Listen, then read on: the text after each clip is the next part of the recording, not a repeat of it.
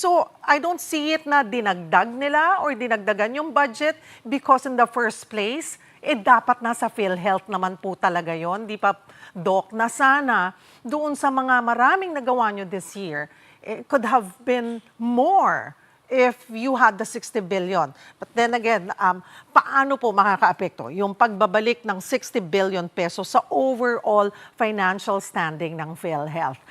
Mas malaki ang po bang maaasahan na coverage? Sabi nyo nga, tingin nyo mas babalik na yung tiwala ng taong bayan this come 2026 lalo dahil maibabalik yung 60 billion na dapat nasa inyo naman po talaga. This time, mapapakinabangan na po ng members.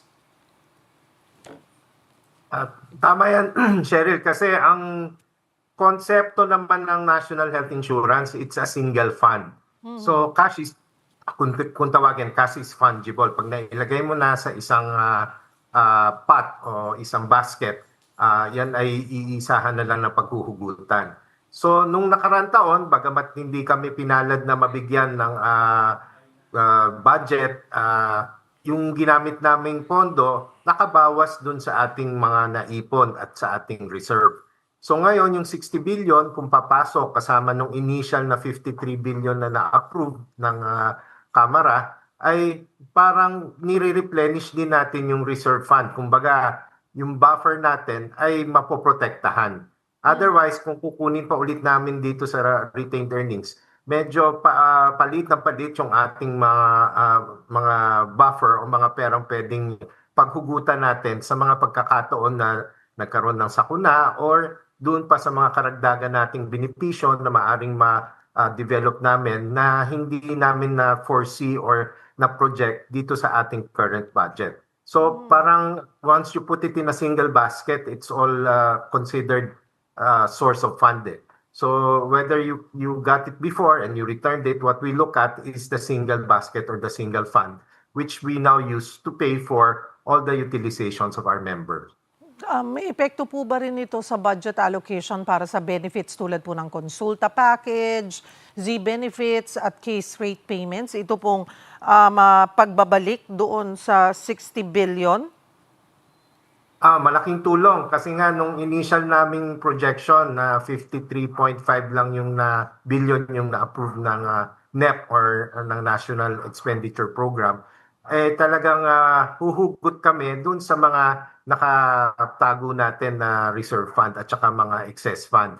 Ngayon po sa tansya namin, sapat po dito po sa ating pagmamature ng ating konsulta ng YAKAP program. At kasama na rin po, meron na po kaming balangkas until this end of year na mga 4 o 5 additional Z-Ben na cancer na nabanggit ko kanina at iba pa pong mga case rates. So yun po ay mako-cover natin at kasama na rin po yung una nating pilot dun po sa tinatawag naming DRG or Diagnosis Related Group. Kasi ang pagbabayad po natin at pagtutuos kung magkano po ang ating ibibigay or ibabayad sa mga serbisyong binibigay ng ating mga doktor, ng ating mga ospital, ngayon po ay i-compute namin na kasama po yung mga comorbidities or complications. Datihan po kasi ang binabayaran lang natin ay yung base po dun sa tinatawag na all case rates na base po dun sa primary diagnosis.